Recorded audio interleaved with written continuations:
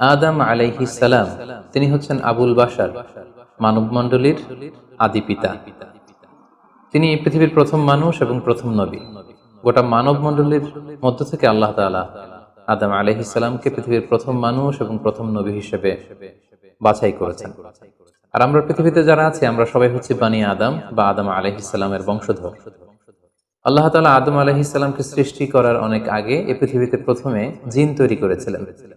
আল্লাহ তাআলা ইরশাদ করছেন, ওয়াল জান্না খলাকনাহু মিন ক্বাবলু মিন নারিস সামুম। আর আমি মানব জাতি সৃষ্টির অনেক আগে প্রজ্বলিত আগুনের শাখা থেকে জিন জাতিকে তৈরি করেছি। আল্লাহ তাআলা যখন আদম আলাইহিস সালামকে সৃষ্টি করবেন বলে চিন্তা করলেন, আল্লাহ তাআলা সিদ্ধান্তটি ফেরেশতাদের সাথে শেয়ার করলেন। আল্লাহ তাআলা বললেন, ইন্নী জাআইলুন ফিল আরদি খলিফা। ওহে ফেরেশতারা, আমি পৃথিবীতে আমার রিপ্রেজেন্টেটিভ, আমার প্রতিনিধি হিসেবে মানুষ তৈরি করতে যাচ্ছি। যেহেতু জিন জাতিরা পৃথিবীতে আদম আলাইহিস সালামের আগেই অনেক রক্তপাত করেছিল, বিশৃঙ্খলা সৃষ্টি করেছিল, সেই অভিজ্ঞতার আলোকে সেই ডিসকাশনে আল্লাহ তাআলার সাথে ফেরেশতাদের ডিসকাশনে ফেরেশতারা তাদের মতামত পেশ করলেন।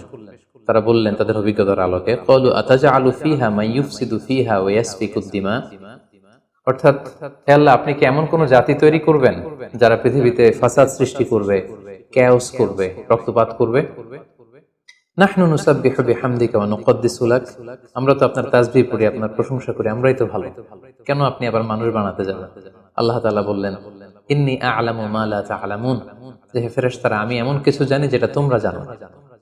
আল্লাহ তাআলার এই সিদ্ধান্তের কথা যখন তিনি ফেরেশতাদেরকে জানিয়ে দিলেন যে আমি মানুষ বানাতে যাচ্ছি, অতঃপর আল্লাহ তাআলা তার সিদ্ধান্ত অনুযায়ী তিনি মানুষ তৈরি করলেন।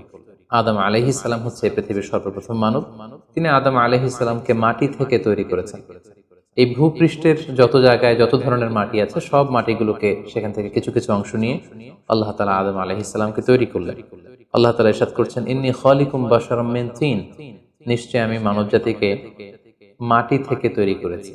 এজন্য বলা হয়ে থাকে মাটির মানুষ বা আদম হচ্ছে মাটির তৈরি। বেসিকলি আমরা সবাই আমাদের মা এবং বাবা থেকে তৈরি হয়েছি, তাদের স্পার্ম থেকে, ওভাম থেকে। যেহেতু মানুষের এই বীর্য বা স্পার্মটি আমাদের খাবার দাবারের একটা শক্তি রস বা নির্যাস, এবং আমাদের খাবার দাবার ফলমূল এগুলো আসে বেসিকলি মাটি থেকে, সেই দিকে ইঙ্গিত করে আমাদেরকে বলা হয় যে আমরাও হচ্ছি মাটির তৈরি।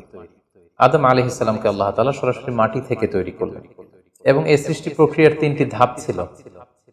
প্রথমত আল্লাহ তাআলা মাটিগুলোকে এঁটেল মাটিতে রূপ দিলেন, যেটাকে কোরআন বলেছে তিনুন লাযিব।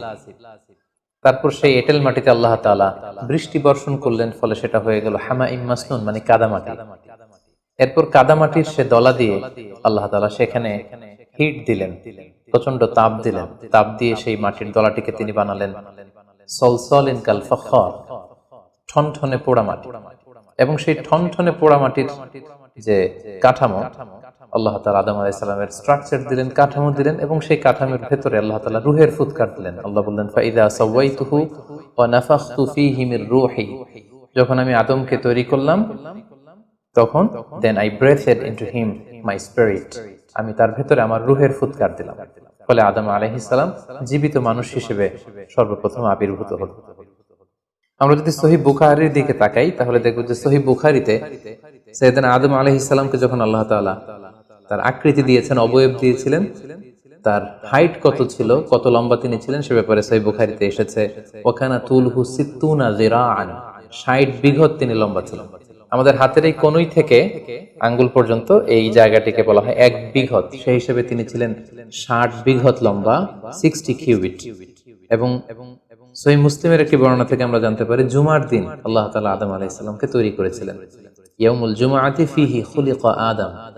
জুমার দিনে আল্লাহ তাআলা আদম আলাইহিস সালামের সৃষ্টি প্রক্রিয়া এটাকে তিনি সম্পন্ন করেছেন। আদম আলাইহিস সালামকে তৈরি করার পরে আল্লাহ তাআলা ফেরেশতাদেরকে এবং আদম আলাইহিস সালামকে একসাথে করে একটি মক টেস্ট নিলেন। সেখানে আল্লাহ তাআলা তাদের সবাইকে কিছু শব্দের নাম শিক্ষা দিলেন, এবং আদম আলাইহিস সালামকে ফেরেশতাদের সামনে এনে ফেরেশতাদেরকে আল্লাহ তাআলা বললেন যে এগুলোর নাম যদি তোমরা আমাকে বলতে পারো তাহলে বলো। আল্লাহ তাআলা বললেন আম্বিউনি বিআসমাই হাউলাই ইন কুনতুম সাদিকিন। ফেরেশতাদেরকে প্রথমে প্রশ্ন করা হলো, বলো তো এগুলোর নাম কি? ফেরেশতারা উত্তর করতে পারলেন না। অতঃপর আদম আলাইহিস সালামকে লক্ষ্য করে আল্লাহ যখন বললেন ইয়া আদম আম্বিহুম বিআসমাইহিম, হে আদম তুমি এই জিনিসগুলোর নাম সবাইকে শুনিয়ে দাও। ফালাম্মা আম্বাআহুম বিআসমাইহিম, আদম আলাইহিস সালাম যখন একটার পর একটা সবগুলো জিনিসের নামকরণ করে ফেলতে পারলেন, সবগুলো জিনিসের নাম বলতে পারলেন, ক্বালা আলাম আকুল লাকুম ইন্নী আ'লামু গায়বাস সামাওয়াতি ওয়াল আরদ, আল্লাহ তাআলা ফেরেশতাদেরকে বললেন আমি কি তোমাদেরকে বলিনি যে আমি আকাশ জমিনের গায়েবের সমস্ত বিষয়ের ধারক এবং বাহক, সব বিষয়ের জ্ঞান আমার কাছে আছে। সো আদমকে আমি এমন কিছু স্পেশাল ফিচার দিয়ে তৈরি করেছি যেগুলো অ্যাঞ্জেলদের মধ্যে ল্যাকিংস ছিল, ফলে ফেরেশতারা সেগুলো জানার পরেও সেগুলোর নাম আল্লাহ তাআলাকে রিপিট করে বলে শোনাতে পারেনি। কিন্তু আদম আলাইহিস সালাম সবগুলো জিনিসের নাম একটার পর একটা তিনি বলে ফেলতে পারলেন। এবং এ থেকে প্রমাণিত হয় যে আল্লাহ তাআলা এখানে ফেরেশতাদের অপারগতা এবং আদম আলাইহিস সালামের শ্রেষ্ঠত্বের প্রমাণ তিনি এখানে স্থাপন করলেন। অনেকে প্রশ্ন করে থাকে যে আল্লাহ তাআলা আদম আলাইহিস সালামকে স্পেশালি এই জিনিসগুলোর নাম শিক্ষা দিয়েছিলেন, ফলে আদম আলাইহিস সালাম বলতে পেরেছেন, কিন্তু ফেরেশতাদেরকে তো এই জিনিসগুলোর নাম শিক্ষা দেয়া হয়নি। তো তারা কি করে বলবে? কোরআনের কোথাও এটা সুস্পষ্ট বলা হয়নি যে আল্লাহ তাআলা যখন এই জিনিসগুলোর নাম শিক্ষা দিচ্ছিলেন তখন আলাদা করে আদম আলাইহিস সালামকে শিক্ষা দিচ্ছিলেন। বরং এমনও হতে পারে যে শেখানোর প্রক্রিয়াটি যখন চলছিল তখন ফেরেশতা এবং আদম তারা সকলেই উপস্থিত ছিল, কিন্তু আদম আলাইহিস সালামকে আল্লাহ তাআলা এমন কিছু মানবিক বৈশিষ্ট্য স্পেশাল ফিচার দিয়ে তৈরি করেছেন যার ফলে তিনি এগুলোর উত্তর করতে পেরেছিলেন। কিন্তু ফেরেশতাদের মধ্যে ওই বিষয়গুলো না থাকার কারণে ফেরেশতারা সেগুলোর উত্তর করতে পারেনি। ফেরেশতাদের সামনে আদম আলাইহিস সালামের শ্রেষ্ঠত্বের প্রমাণ হওয়ার পরে আল্লাহ তাআলা সকল ফেরেশতাদেরকে আদেশ করলেন যে তোমরা আদম আলাইহিস সালামকে একটা সম্মানসূচক সেজদা দাও, যেটাকে অনারারি প্রস্ট্রেশন বলে। আল্লাহ তাআলা বললেন উসজুদু লি আদম ফাসাজাদু ইল্লা ইবলিস আবা ওয়াস্তাকবারা ওয়া কানা মিনাল কাফিরিন। আল্লাহ তাআলা আদেশ দেওয়ার সাথে সাথেই সকল ফেরেশতারা সিজদা দিল। আসলে এই সিজদাটা কেমন ছিল আমরা জানি না। আমরা সাধারণত রুকু করলে we just bow down our head just a little bit, আমরা আমাদের মাথা একটু নিচু করি। আমরা যখন সিজদা দেই আমরা আমাদের কপাল মাটিতে ছুঁয়ে দেই, এটা হচ্ছে আমাদের সিজদা। কিন্তু ফেরেশতাদের সিজদা আসলে আদতে কেমন ছিল আমরা জানি না। এজন্য ফেরেশতাদের কোনো বিষয়, জিনদের কোনো বিষয়, এটা যদি আমরা আমাদের মতো করে কল্পনা করি এটা ভুল হবে। বরং যেভাবে সেজদা দেওয়ার দরকার ছিল ফেরেশতারা ঠিক সেভাবেই আদম আলাইহিস সালামকে সেজদা দিয়েছেন। কিন্তু এই সেজদাটি ইবাদতের সেজদা নয়, কারণ ইবাদত হিসেবে সেজদা দেওয়া যাবে শুধুমাত্র কেবলমাত্র আল্লাহ তাআলাকে। এই সেজদাটি ছিল সম্মান সূচক সেজদা, অনারারি প্রস্ট্রেশন। ফাসাজাদু ইল্লা ইবলিস, আল্লাহ তাআলা আদেশ দেওয়ার সাথে সাথে সকল ফেরেশতারা সিজদা দিল ইবলিস ছাড়া।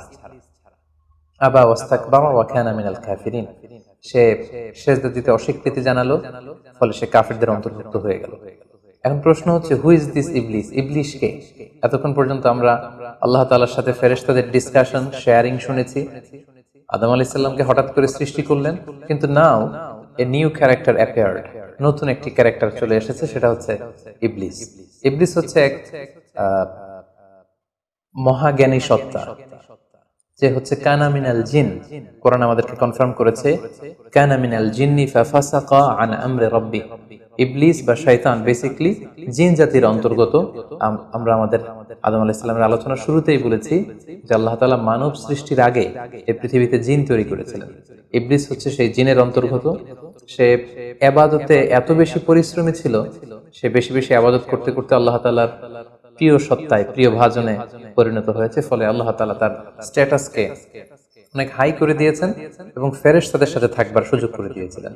তাকে আল্লাহ তাআলা এতটাই সম্মান দিয়েছিলেন, সে চাইলেই আল্লাহ তাআলার সাথে সরাসরি কথা বলতে পারত। কিন্তু আল্লাহ তাআলা যখন আদম আলাইহিস সালামকে সিজদা দেওয়ার আদেশ করলেন, সবাই সিজদা দিল ইবলিস ছাড়া।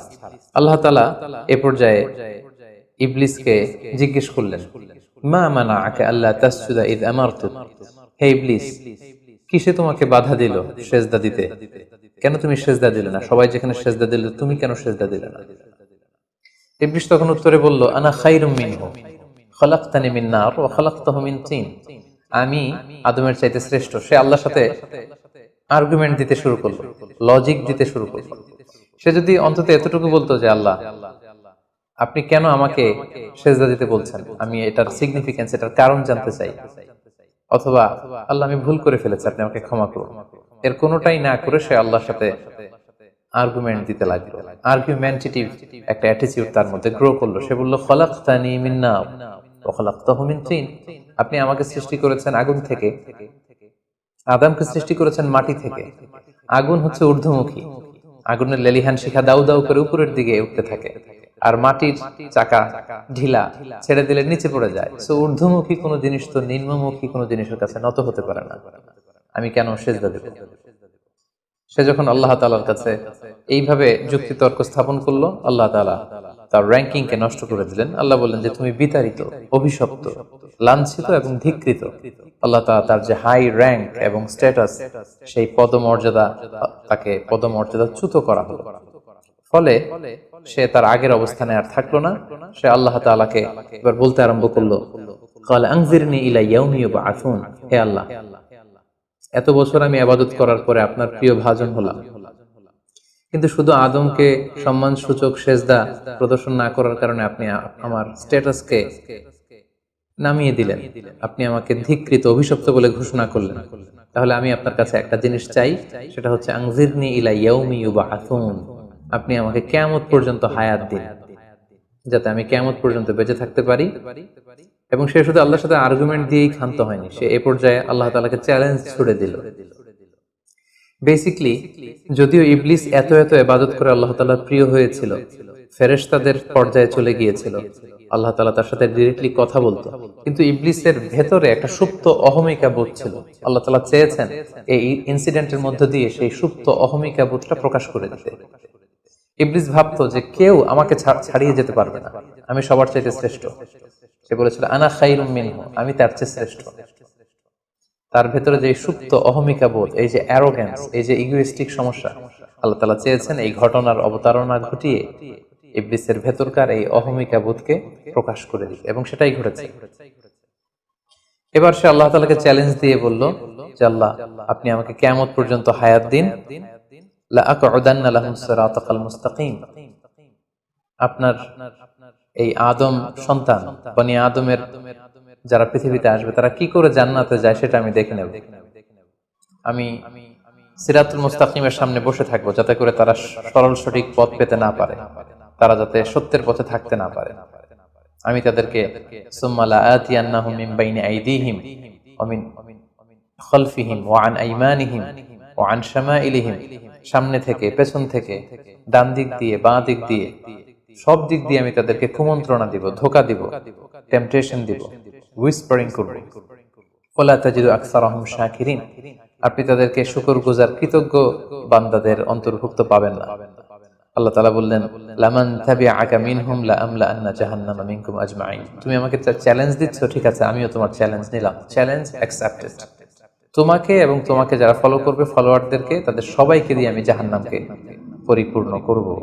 আল্লাহ তাআলা ইবলিসকে কিয়ামত পর্যন্ত হায়াত দিলেন, তার চ্যালেঞ্জ গ্রহণ করলেন, এবং ইবলিসও তার মিশন এবং ভিশন ফিক্স করে নিল যে যে আদমের কারণে আজকে আমি এতটা ধিক্কৃত, অভিশপ্ত, লাঞ্ছিত, সে আদমকে এবং সে আদমের সন্তানদেরকে, বনি আদমকে আমি জাহান্নামে ঢুকানোর আগ পর্যন্ত ক্ষান্ত হব না।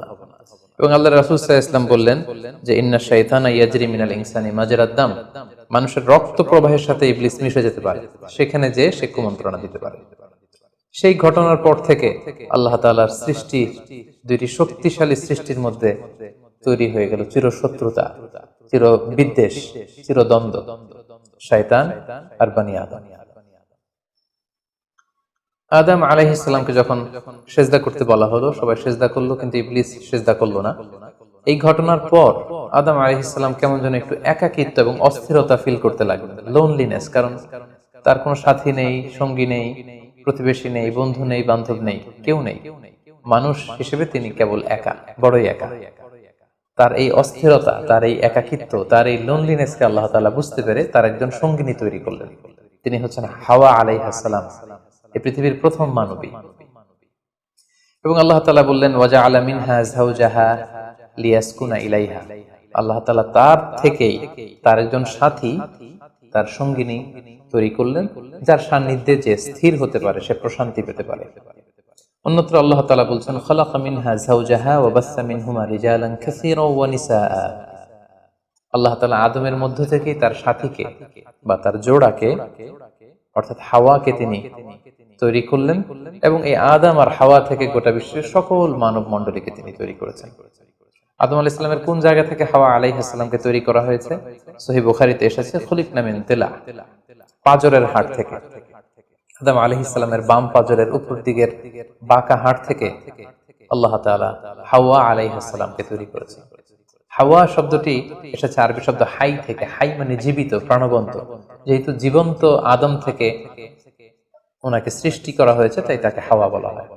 অথবা আদম আলাইহিস সালাম হাওয়া আলাইহিস সালামের সঙ্গ পেলেই তিনি উজ্জীবিত হয়ে ওঠেন, প্রাণোচ্ছল হয়ে ওঠেন, এজন্য ওনাকে হাওয়া বলা হয়।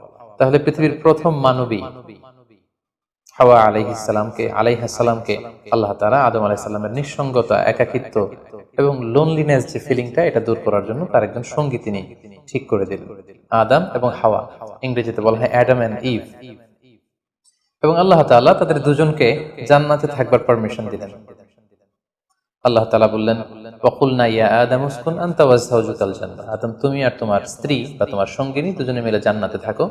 তবে এক্ষেত্রে কিছু ডুজ এন্ড ডোন্টস আছে, কিছু ওয়ার্নিং আছে, কিছু প্রিকশন আছে। সেটা হচ্ছে ওয়াকুলা মিনহা রাগাদান হাইসু শি'তুমা।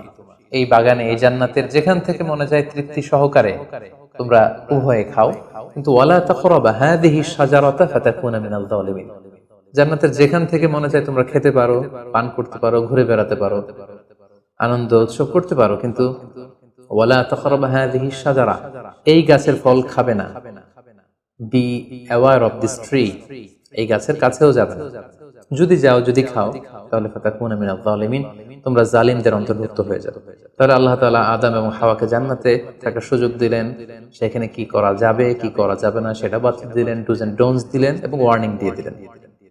কিন্তু তারপর যেটা ঘটলো সেটা হচ্ছে, আমরা জানি যে ইবলিস কিন্তু তার মিশন এবং ভিশনকে ফিক্স করে নিয়েছে যে সে আদমকে গোমরা করেই ছাড়বে, ধোঁকা দিয়েই ছাড়বে।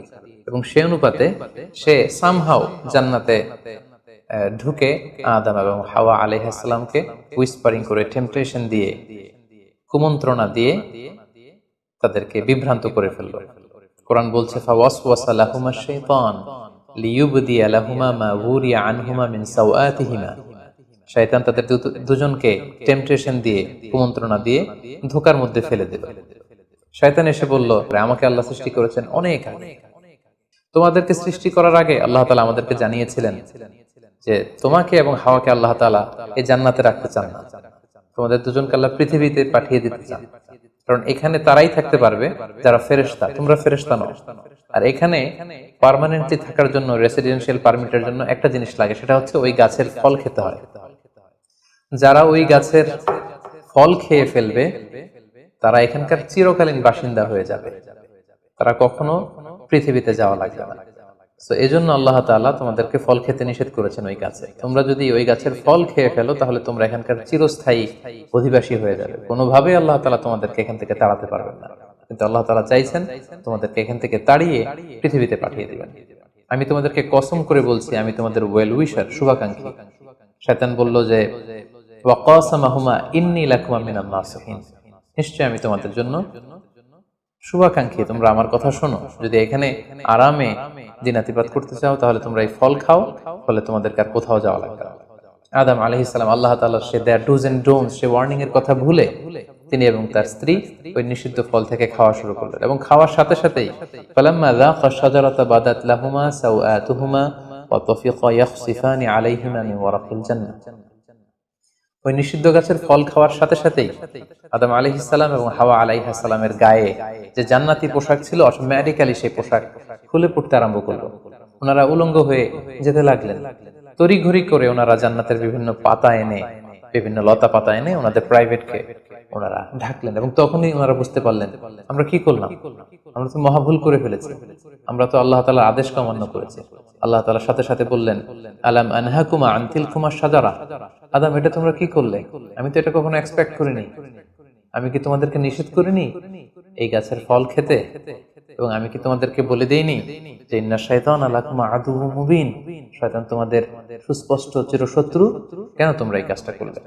আদম আলাইহিস সালাম এবং হাওয়া আলাইহিস সালাম ওনারা লজ্জিত হলেন, ওনাদের কাজের জন্য ওনারা লজ্জিত হলেন। আল্লাহ তাআলা বলছেন ওয়ালাকাদ আহিদনা ইলা আদামা মিন ক্বাবলু ফানাসিয়া ওয়া লাম নাজিদ লাহু আজমা। আমি আদমকে ওসিয়ত করেছিলাম যে এই কাজটা তুমি করো না, কিন্তু আদম আলাইহিস সালাম ভুলে গিয়েছেন। আল্লাহ তাআলার আদেশ পালনে আল্লাহ বলছেন আমি আদমকে দৃঢ় প্রত্যয়ী পাইনি। ফলে আদম আলাইহিস সালাম এবং হাওয়া আলাইহিস সালাম ওনারা নিজেদের ভুল বুঝতে পারলেন এবং অনুতপ্ত হলেন, লজ্জিত হলেন, আল্লাহ তাআলার কাছে ক্ষমা চাইতে লাগলেন। আল্লাহ তাআলা তাদেরকে ক্ষমার কিছু বাক্য শিখিয়ে দিলেন। ফাতালাক্কা আদামু মির রাব্বিহি কালিমাত, কিছু বাক্য শিখিয়ে দিলেন। সেই বাক্যগুলো কি ছিল? সেগুলো ছিল রব্বানা যালামনা আনফুসানা ওয়া ইল্লাম তাগফির লানা ওয়া তারহামনা লানাকুনান্না মিনাল খাসিরিন। হে আল্লাহ, আমরা জুলুম করে ফেলেছি আমাদের নাফসের উপর, আমরা ভুল করেছি। আপনি যদি আমাদেরকে ক্ষমা না করেন, যদি রহম না করেন, আমরা তো ক্ষতিগ্রস্তদের অন্তর্ভুক্ত হয়ে যাব। আদম আলাইহিস সালাম এবং হাওয়া আলাইহিস সালাম উভয়ে অনুতপ্ত হলেন, লজ্জিত হলেন এবং চোখের পানি ছেড়ে এই দোয়াটি পড়ে পড়ে আল্লাহ তাআলার কাছে ক্ষমা চাইলেন এবং আল্লাহ তাআলা তাদের উভয়কে ক্ষমা করে দিলেন। এবার আল্লাহ তাআলা তাদের দুজনকে বললেন, যেহেতু তোমরা আমার আদেশকে মান্য করতে পারোনি, সেজন্য তোমাদেরকে পৃথিবীতে চলে যেতে হবে। ইহবিতু বা'দুকুম লিবা'দিন আদু, তোমাদেরকে পৃথিবীতে নামিয়ে দেয়া হলো। ওয়ালাকুম ফিল আরদি মুস্তাকাররু ওয়া মাতাউন ইলা হিন, এই পৃথিবী হবে তোমাদের আবাসস্থল। এই পৃথিবীতে অনেক জীবন উপকরণ তোমাদের জন্য থাকবে। ফিহা তাহইয়াউন ওয়া ফিহা তামুতুন ওয়া মিনহা তুখরাজুন, you live there, you die there, and you will be resurrected from there. তোমরা পৃথিবীতে বসবাস করবে, পৃথিবীতেই তোমাদের মৃত্যু হবে এবং এই পৃথিবীর কবর থেকেই, মাটি থেকেই তোমাদেরকে আবার আমি পুনরুত্থান করব। And this is my decision.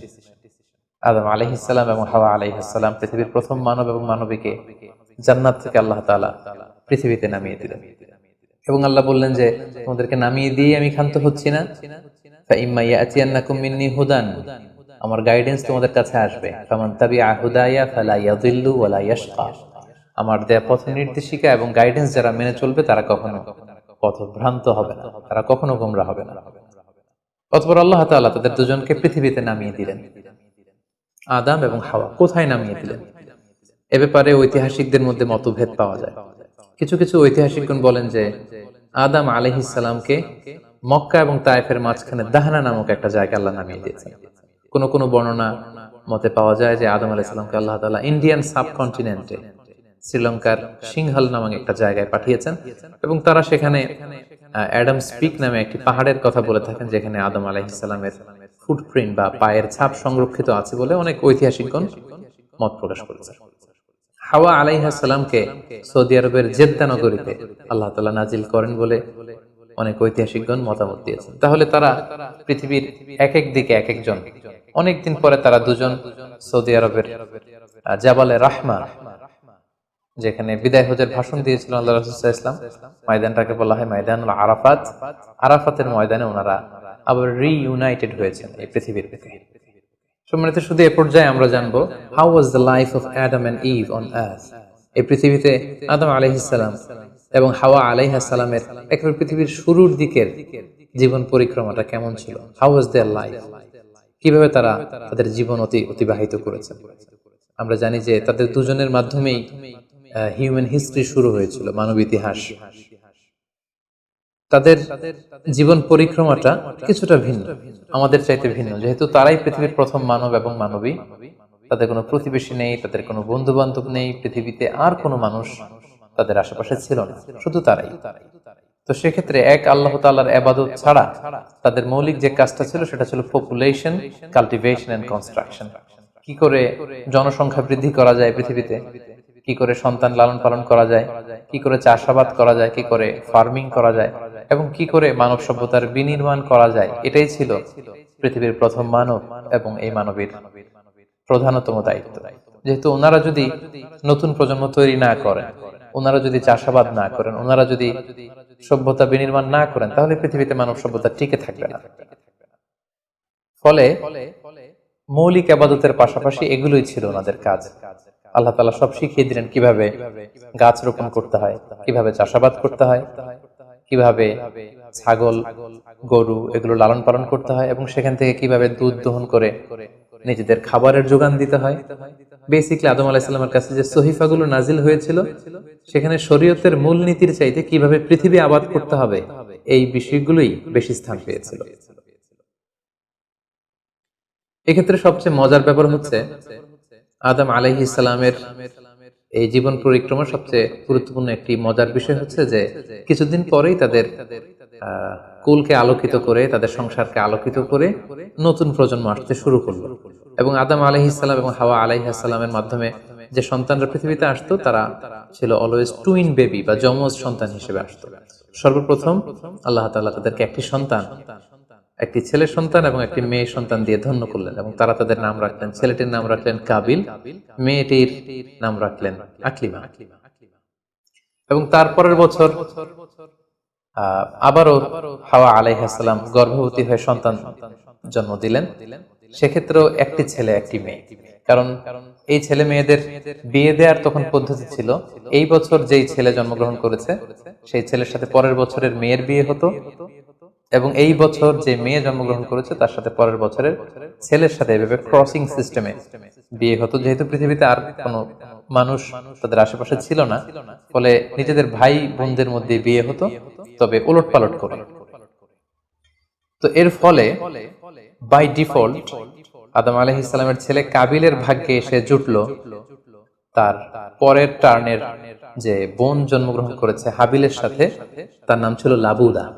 লাবুদার সাথে কাবিলের বিয়ে হবে এবং হাবিলের সাথে ইকলিমার বিয়ে হবে, এটাই ফিক্স করা হলো।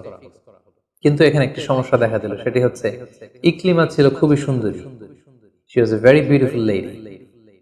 ফলে কাবিল এটা মেনে নিতে পারেনি।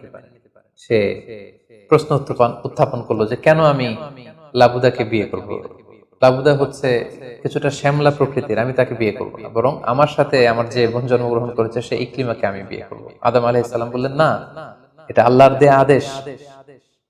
তোমার সাথে তোমার যে যমজ বোন জন্মগ্রহণ করেছে তাকে তুমি বিয়ে করতে পারবে না, বরং তোমার পরে হাবিল এবং লাবুদা যে জন্মগ্রহণ করেছে সে লাবুদা হবে তোমার স্ত্রী এবং তোমার সাথে তোমার যে বোন আকলিমা জন্মগ্রহণ করেছে সে আকলিমা হবে হাবিলের স্ত্রী। কিন্তু কাবিল এটা সহজে মেনে নিতে পারেনি, ফলে সে এখানে প্রশ্ন উত্থাপন করলো এবং সে বলল যে আমি আকলিমাকে বিয়ে করতে চাই। দেখা দিল এক মহা সমস্যা। তখন আল্লাহ তাআলা আদম আলাইহিস সালামকে জানিয়ে দিলেন, ঠিক আছে, হাবিল এবং কাবিলকে কুরবানি করতে বলো, যার কুরবানি কবুল হবে সেই আকলিমাকে পাবে।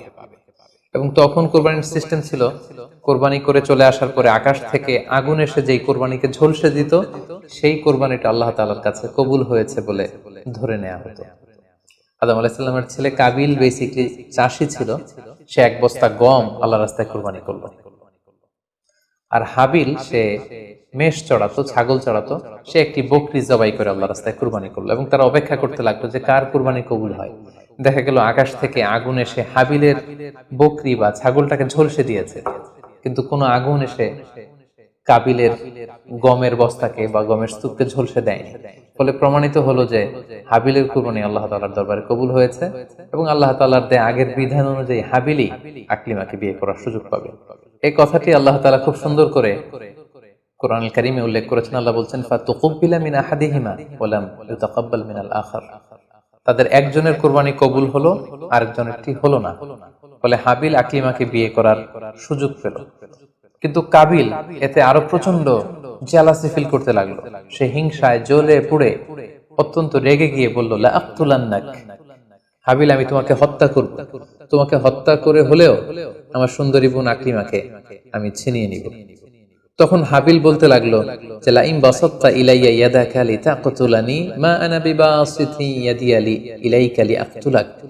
অর্থাৎ হে কাবিল, তুমি যদি আমাকে হত্যা করতে অগ্রগামী হও, হাত বাড়াও, আমি আমার হাতকে বাড়াবো না তোমাকে আঘাত করার জন্য। কারণ তুমি যদি আমাকে হত্যা করো তাহলে আমার পাপ, তোমার পাপ সবটাই তোমার ঘাড়ে বর্তাবে, আর আমি এত বড় পাপ কাজ কখনোই করতে চাই না। কাবিল এ কথাতেও ক্ষান্ত না হয়ে সে হত্যা করতে উদ্যত হলো এবং সে তার কথা মতো তার ভাই হাবিলের উপর চড়াও হয়ে আক্রমণ করে তার আপন ভাই হাবিলকে সে হত্যা করে ফেলল। কোরআন বলল, ফাকাতালা ফাসবাহা মিনাল খাসিরিন। কাবিল হাবিলকে হত্যা করে ফেলল। প্রতিহিংসার অনলে জ্বলে পুড়ে শয়তানের কুমন্ত্রণায় পৃথিবীর প্রথম হত্যাকাণ্ড, the first murder ever in the world, পৃথিবীর প্রথম হত্যাকাণ্ড সংঘটিত হলো। এবং হত্যাকারী ছিল আদম আলাইহিস সালামের ছেলে কাবিল, এবং প্রথম নিহত, এই পৃথিবীর প্রথম নিহত মানুষের নাম হচ্ছে হাবিল। সহিহ বুখারীতে আল্লাহ রাসূল সাল্লাল্লাহু আলাইহি ওয়াসাল্লাম ইরশাদ করেছেন, আউয়ালু মান সান্নাল কতলা, কাবিল হচ্ছে ওই ব্যক্তি যে পৃথিবীতে সর্বপ্রথম হত্যার ট্র্যাডিশন চালু করেছে। কাবিলের আগে কেউই পৃথিবীতে হত্যাকাণ্ড ঘটায়নি, ফলে হাবিল হচ্ছে পৃথিবীর প্রথম শহীদ বা প্রথম নিহত মানুষ। এবং কাবিল যেহেতু এই হত্যার ট্র্যাডিশন করেছে, এই মার্ডারের ট্র্যাডিশন করেছে, ফলে পৃথিবীতে যারাই এই বিচার বহির্ভূত হত্যা বা অন্যায়ভাবে কাউকে হত্যাকাণ্ডের সাথে জড়িত হবে, তার একটি পার্সেন্টেজ গুণা কিয়ামত পর্যন্ত কাবিলের ভাগেও এটি যেতে থাকে। এখন যে মজার ব্যাপারটি ঘটেছে সেটি হচ্ছে, কাবিল যখন হাবিলকে আক্রমণ করেছে, হাবিলকে নিহত করেছে, হত্যা করেছে, হত্যা করার পরে হাবিল লাশ হয়ে শুয়ে রইল। কারণ কাবিল যখন হাবিলকে আক্রমণ করেছে, হাবিলের গা থেকে যখন ব্লিডিং হয়েছে, সে ছটফট ছটফট করতে করতে এক পর্যায়ে মারা গেল। কিন্তু মারা যাওয়া কাকে বলে এটাও পৃথিবীর কেউ জানতো না। কাবিল নিজেও বুঝতে পারেনি যে এইভাবে আমি আঘাত করলে হাবিল এইভাবে মরে যাবে, তার ব্লিডিং হবে। মৃত্যু কি এটা তারা জানে না, কারণ এই পর্যন্ত এই পৃথিবীতে কেউ তো মারা যায়নি। ফলে সে দেখলো যে কিছুক্ষণ আগে আমার ভাই হাবিল আমার সাথে কথা বলছিল, এখন হাবিল আর কথা বলে না, চুপ করে শুয়ে আছে, নড়ে না চড়ে না। কাবিল তার ভাইকে কাঁধে নিয়ে ঘুরতে লাগলো, কি করবে, সে কথা বলে না কেন? কারণ এটা যে মৃত্যু, দিস ইজ দ্য ডেথ, এটা তাদের জানা ছিল না। এবং তার ভাইয়ের লাশকে সে কি করবে সে নিজে বুঝতে পারছিল না। তখন হাবিলকে শিক্ষা দেওয়ার জন্য আল্লাহ তাআলা একটি কাককে পাঠালেন। ফাবাআসাল্লাহু গুরাবান ইয়াবহাসু ফিল আরদি লিউরিয়াহু কাইফা ইউয়ারি সাওআতা আখি। দুটি কাক এসে একটি কাক আর একটি কাককে হত্যা করলো, এবং হত্যাকারী কাকটি তার ঠোঁট দিয়ে তার পা দিয়ে মাটি খুঁড়ে গর্ত করে সেই গর্তের ভেতরে মৃত কাকটিকে ফেলে আবার মাটি দিয়ে ঢেকে ফেললো। এই দৃশ্যটি হাবিল দেখে বুঝতে পারলো যে আমাকেও, আমার কাবিল দেখে বুঝতে পারলো আমাকেও একই কাজ করতে হবে। কাবিল তখন মাটি খুঁড়ে তার ভাই কাবিল হাবিলকে মাটি চাপা দিয়ে পৃথিবীর প্রথম ফিউনারাল বা বারিফাইং এর যে সিস্টেম, কবর দেওয়ার যে প্রক্রিয়া, এটা তিনি সারলেন। আদম আলাইহিস সালাম তখন চলে গিয়েছিলেন মক্কায় কাবা নির্মাণের কাজে বা হজের কাজে। সেখান থেকে ফিরে এসে এই ঘটনা শুনে তিনি অত্যন্ত দুঃখ পেলেন। তিনি কাবিলকে ভর্ৎসনা করলেন এবং আদম আলাইহিস সালামের সন্তান সন্ততি সবাইকে ডেকে তিনি নাসিহত করলেন, এক আল্লাহর আদেশ মেনে নেওয়ার জন্য তিনি সবাইকে আহ্বান জানালেন। হাবিলের পরবর্তীতে আল্লাহ তাআলা ইওয়াদান আন হাবিল, হাবিলের পরিবর্তে তিনি শীস আলাইহিস সালামকে আদম আলাইহিস সালামের ছেলে হিসেবে পৃথিবীতে দান করলেন। হাওয়া আলাইহিস সালামের কোল জুড়ে পৃথিবীতে আসলো শীস, এবং তার সাথে তার টুইন বোন হাজুরা পৃথিবীতে আসলো। এবং আদম আলাইহিস সালামের পরে শীস আলাইহিস সালামকে আল্লাহ তাআলা নবী হিসেবে সিলেক্ট করলেন। এবং সহিহ ইবনে হিব্বানের একটি বর্ণনা এসেছে, যদি বর্ণনাটি দুর্বল, যে শীস আলাইহিস সালামের কাছে আল্লাহ তাআলা 50টি সহিফা নাজিল করেছিলেন। দেখতে দেখতে আদম আলাইহিস সালাম তার জীবনের 1000 বছর পূর্ণ করলেন, তিনি বয়োবৃদ্ধ হয়ে আসলেন, এবং তার এই নবুয়তির দায়িত্ব আল্লাহ তাআলা শীস আলাইহিস সালামের কাঁধে দেওয়ার পরে আদম আলাইহিস সালামের পৃথিবী থেকে বিদায় নিলেন। কোথায় তাকে কবর দেওয়া হয়েছে?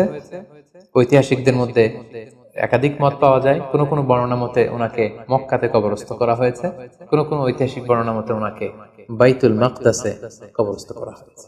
আর ঠিক এভাবেই পৃথিবীর প্রথম মানব এবং প্রথম নবী আদম আলাইহিস সালাম এই পৃথিবী থেকে বিদায় নিয়ে পরপারে পাড়ি জমালেন।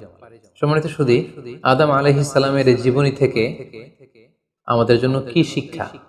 কেন আল্লাহ তাআলা কালামুল্লাহ মাজিদে কোরআন কারিমে নবীদের ঘটনাগুলো বর্ণনা করেছেন? কেন আদম আলাইহিস সালামের ঘটনা আমাদেরকে শুনিয়েছেন? নিশ্চয়ই এর পেছনে কারণ রয়েছে। সেটি হচ্ছে আমরা যাতে করে এই জীবনী থেকে আমাদের প্রাত্যহিক জীবনের জন্য শিক্ষা, লেসন, এগুলো যাতে গ্রহণ করতে পারি। আদম আলাইহিস সালামের বর্ণাঢ্য জীবনী থেকে, সংগ্রামী জীবনী থেকে আমরা কি শিখতে পারি, কি কি লেসন আমাদের জন্য রয়েছে, এ পর্যায়ে আদম আলাইহিস সালামের জীবনী থেকে শিক্ষাগুলো আমরা আলোচনা করব। আদম আলাইহিস সালামের জীবনী থেকে প্রথম যে শিক্ষাটা আমরা পাই সেটা হচ্ছে সৃষ্টির জন্য অহংকার করা বা অ্যারোগেন্স এটা শোভা পায় না। অহংকার করা এটা হচ্ছে স্রষ্টার বৈশিষ্ট্য। কোন সৃষ্টি কখনো অহংকার করতে পারে না। আল্লাহ তাআলা বলেছেন হাদিসে কুদসিতে, আল কিবরিয়া উরিদাই, অহংকার হচ্ছে আমার চাদর, এজন্য যে অহংকার করবে ওকে আমি জাহান্নামে নিক্ষেপ করব।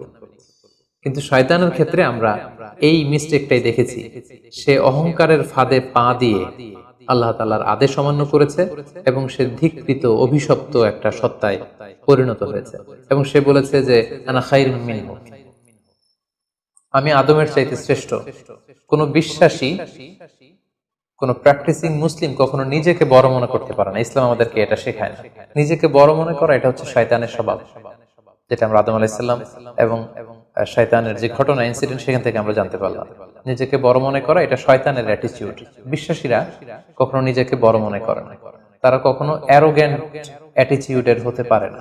কারণ আল্লাহ রাসূল সাল্লাল্লাহু আলাইহি ওয়াসাল্লাম আমাদেরকে শিখিয়েছেন, আল্লাহুম্মা জাআল ফি আইনি সাগীরা ওয়া ফি আ'ইউনিন নাসি কাবীরা, হে আল্লাহ আপনি আমার চোখে আমাকে ছোট বানান, মানুষের চোখে আপনি আমাকে বড় বানান।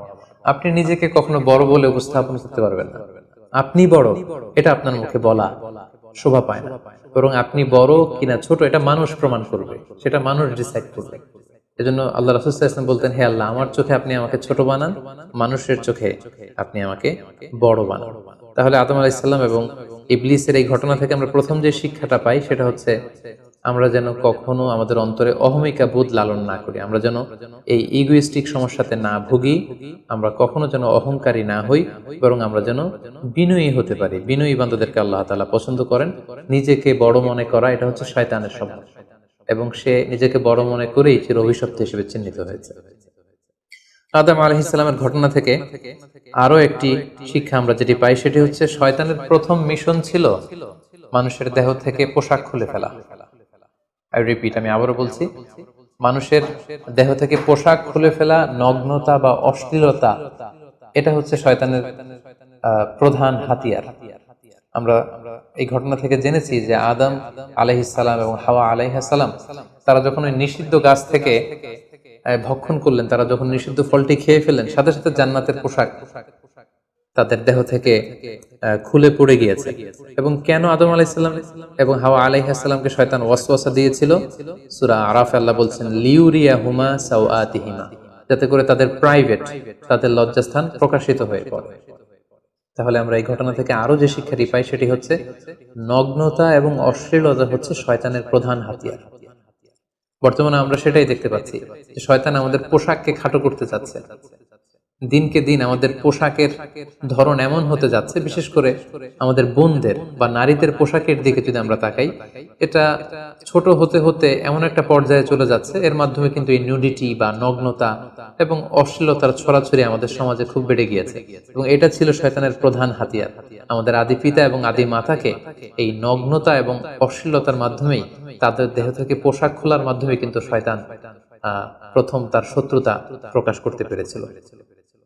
এবং কারা আসলে আমাদের শত্রু, কে আমার শত্রু কে আমার বন্ধু, এটা আমাদেরকে জানতে হবে। আল্লাহ তাআলা খুব সুস্পষ্ট ভাবে কোরআনে বলেছেন যে ইন্নাহু লাকুম আদুউম মুবিন, তোমরা শয়তানের পদাঙ্ক অনুসরণ করো না, কারণ শয়তান হচ্ছে তোমাদের সুস্পষ্ট শত্রু। সো কে আমার বন্ধু কে আমার শত্রু, এ ব্যাপারে যেন আমরা সুস্পষ্ট একটি ধারণা পেতে পারি, এই জন্য কোরআন আমাদেরকে জানিয়েছে শয়তান হচ্ছে আমাদের প্রকাশ্য শত্রু। আদম আলাইহিস সালামের এই স্টোরি থেকে আমরা আরো একটি শিক্ষা পাই, সেটা হচ্ছে আল্লাহ তাআলা যখন জান্নাতে আদম এবং হাওয়া আলাইহিস সালামকে থাকার সুযোগ দিলেন, আল্লাহ বললেন ওয়ালা তাকরাবা হাযিহি শাজারা, খবরদার যেটা মনে চায় খাও, কিন্তু ওই গাছের কাছেও যেও না। আল্লাহ তাআলা কিন্তু বলেননি ওই গাছের ফল খেও না, আল্লাহ বলেছেন কাছেও যেও না। এটা একটা কোরআনিক টার্ম, কাছেও যাওয়া যাবে। ফল খাওয়া তো দূর কি বাত, ওই গাছের ফল খাওয়া তো অনেক পরের কথা, আগে কাছে গেলেই না ফল খাওয়া না খাওয়ার প্রসঙ্গটা আসে। সেজন্য আল্লাহ তাআলা সাবধান করে বলে দিয়েছিলেন কাছেও যেও না। এটা কোরআনের একটা টার্ম। অশ্লীলতার ব্যাপারে যখন আল্লাহ আমাদেরকে সাবধান করেছেন, আল্লাহ বলেছেন ওয়ালা তাকরাবুজ জিনা, অশ্লীলতার কাছেও যেও না। যেখানে আল্লাহ তাআলা আমাদেরকে শিখাচ্ছেন যে কাছেও যেও না, কিন্তু আমরা আমাদের দেশে কাছে আসার গল্পের নাম কিন্তু এখন শুনছি। আমরা মোস্ট রিসেন্টলি কিছু বছর আগে ক্লোজ আপ ওয়ানের কাছে আসার দুর্দান্ত সব গল্প নিয়ে তারা কিছু প্রোগ্রাম করেছিলেন। সেখানে তরুণ তরুণীদেরকে খুব বেশি কাছে আসার জন্য তারা একে অপরের কাছে আসা, লাভ স্টোরি গুলো শেয়ার করা, এগুলো তারা প্রমোট করেছে। কিন্তু তার বিপরীতে কোরআনিক পয়েন্টস অফ ভিউ যদি আমরা দেখি, সেখানে কিন্তু আমরা ভিন্ন কনসেপশন দেখতে পাই। সেখানে কোরআন আমাদেরকে বলেছে যে কাছেও যাওয়া যাবে না, তোমরা কাছেও যেও না। সো এই বিষয়টি যেন আমরা মনে রাখবার চেষ্টা করি। আদম আলাইহিস সালামের ঘটনা থেকে আরো একটি শিক্ষা আমরা পাই, সেটা হচ্ছে শয়তান সব সময় আমাদেরকে অস্থির বানাতে চেষ্টা করে, মানে আমার আরো লাগবে, আমার আরো চাই, আমার আরো পেতে হবে। যেমন জান্নাতে নিঃসন্দেহে আদম এবং হাওয়া আলাইহিস সালামের জন্য কোনো অভাব ছিল না, সবকিছু সেখানে ছিল। তারপরেও কেন তাদেরকে যেটাকে নিষিদ্ধ করা হয়েছে ওই ফল কেন খাওয়া লাগবে?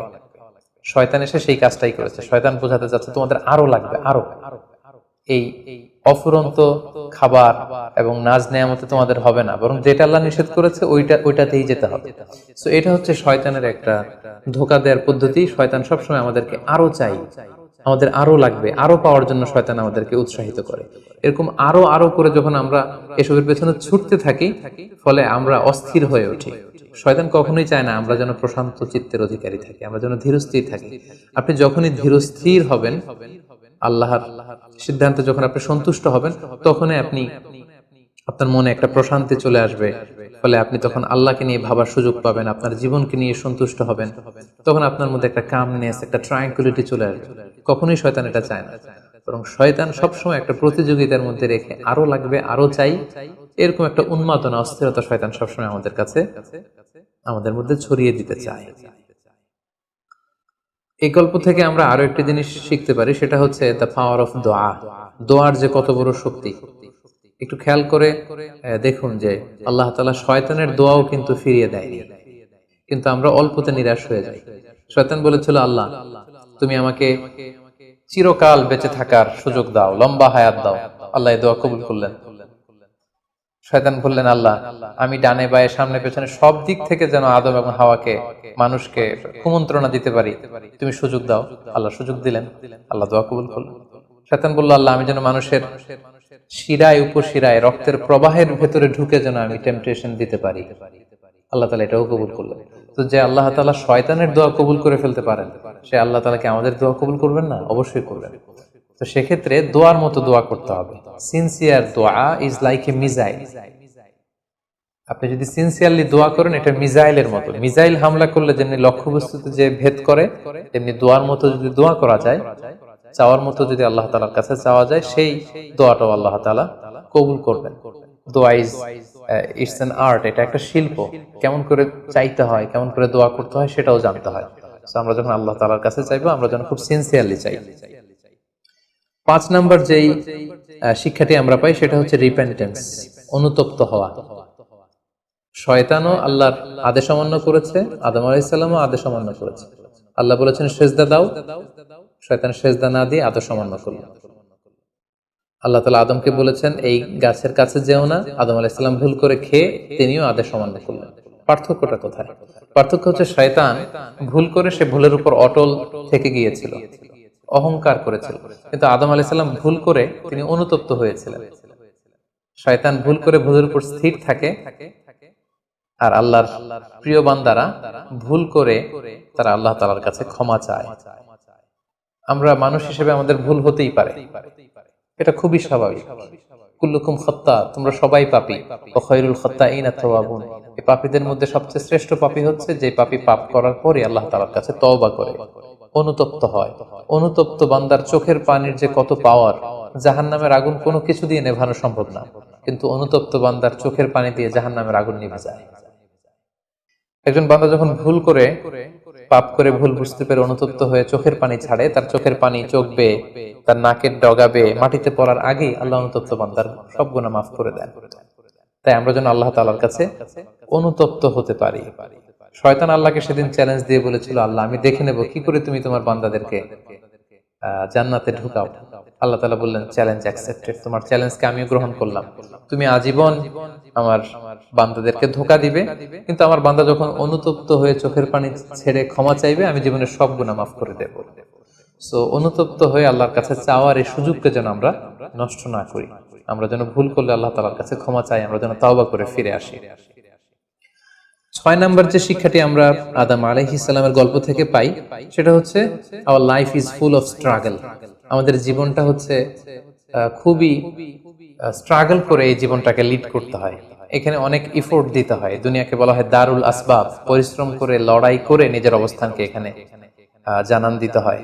প্রতিকূল পরিবেশে কিভাবে আপনি টিকে থাকবেন, দুর্যোগ মোকাবেলা করে কিভাবে আপনি টিকে থাকবেন, সেটার শিক্ষা কিন্তু এই পৃথিবীতে আছে। যেমন আদম আলাইহিস সালাম, হাওয়া আলাইহিস সালাম যখন পৃথিবীতে এসেছেন, তাদের জন্য সবকিছু যে একেবারে প্রিপেয়ার্ড ছিল ব্যাপারটি এমন নয়। ওনাদেরকে কষ্ট করতে হয়েছে, ওনাদেরকে চাষাবাদ করতে হয়েছে, মেষ পালন করতে হয়েছে, গাছ রোপণ করতে হয়েছে, ঝড় ঝঞ্ঝা বন্যা, এই প্রতিকূল পরিবেশে তাদেরকে টিকে থাকার লড়াই করতে হয়েছে। ফলে এই পৃথিবীতে টিকে থাকতে হলে লড়াই করতে হয়, সংগ্রাম করতে হয়। এই জীবনটা হচ্ছে সংগ্রামময় একটা জীবন। ফলে আদম আলাইহিস সালামের এই সংগ্রামী জীবন থেকে আমরা এটাও বুঝতে পারি যে এখানে আমাদেরকে টিকে থাকার জন্য লড়াই করে করে নিজের অস্তিত্বের জানান দিতে হবে। সর্বশেষ আদম আলাইহিস সালামের জীবনী থেকে যে আমরা শিক্ষাটি পাই, সেটা হচ্ছে এই পৃথিবীতে অনেক ধরনের ফিতনা আছে, এর মধ্যে নারী ঘটিত ফিতনা একটি বড় ধরনের ফিতনা।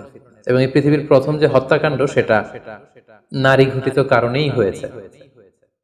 এবং সহিহ মুসলিম আল্লাহ রাসূল সাল্লাল্লাহু আলাইহি ওয়াসাল্লাম বলেছেন, ফাইন্না আউওয়ালা ফিতনাতি বানি ইসরাঈল কানাত ফিন নিসা, বনি ইসরাইলের প্রথম ফিতনাও নারীদের ব্যাপারেই ঘটেছে। এবং আল্লাহ রাসূল বলেছেন, আমার পরে তোমাদের জন্য নারীদের ফিতনার চাইতে বড় কোনো ফিতনা আমি রেখে যাইনি। ফলে এই নারী ঘটিত ফিতনা থেকে আমাদেরকে সাবধান থাকতে হবে। বর্তমানেও যখন আমরা পত্রপত্রিকা খুলি, প্রায় কিন্তু আমরা এই ধরনের অশ্লীলতা, নগ্নতা, ধর্ষণের মতো জঘন্য ঘটনার কথা আমরা শুনি। এতে করে আমরা বুঝতে পারছি যে নারী ঘটিত ফিতনাটা আসলেই অনেক বড় ফিতনা। এক্ষেত্রে আসলে নারীদেরকে ব্লেম করা হচ্ছে না, এক্ষেত্রে উভয়ই সমানভাবে অপরাধী। নারী পুরুষ উভয়কে আল্লাহ তাআলা তাদের চোখকে অবনমিত রাখতে বলেছেন। এই হাদিস দ্বারা এটা প্রমাণ হয় না যে নারীদেরকে ব্লেম করা হচ্ছে, বরং ঘটনাটা যেহেতু নারী কেন্দ্রিক, সেহেতু নারী ঘটিত ফিতনার কারণে পৃথিবীতে প্রথম হত্যাকাণ্ড ঘটেছে এবং এখনো এ জাতীয় ঘটনার কারণে অনেক ধরনের ফাসাদ ফিতনা সমাজে ছড়িয়ে পড়ছে। সো আমাদেরকে আদম আলাইহিস সালামের জীবনী থেকে আরো একটি শিক্ষা হচ্ছে, এই নারী ঘটিত ফিতনা থেকে বেঁচে থাকার জন্য নারী পুরুষ উভয়কেই তাদের নজর বা দৃষ্টির লাগাম টেনে ধরতে হবে। দৃষ্টিকে যদি আমরা নিয়ন্ত্রণ করতে না শিখি, তাহলে ফিতনা কমানো সম্ভব না। আল্লাহ রাসূল সাল্লাল্লাহু আলাইহি ওয়াসাল্লাম বলেছেন, আন-নাযার সাহমুন মিন সিহামি ইবলিস, দৃষ্টি হচ্ছে শয়তানের বিষ মাখানো তীরবানের মধ্যে থেকে একটি তীর। এই বিষ মাখানো তীর দিয়ে শয়তান নারী পুরুষকে কাবু করে অশ্লীলতার পথের দিকে নিয়ে যায়। সম্মানিত শুধু এই ছিল আদম আলাইহিস সালামের সংগ্রামী জীবন কাহিনী এবং ওনার জীবনী থেকে আমাদের জন্য কিছু লেসন বা শিক্ষা। আল্লাহ তাআলা আমাদের সবাইকে নবীদের রেখে যাওয়া পথ এবং মতে, তাদের অনুসৃত পথে আমাদেরকে পরিচালিত করুক।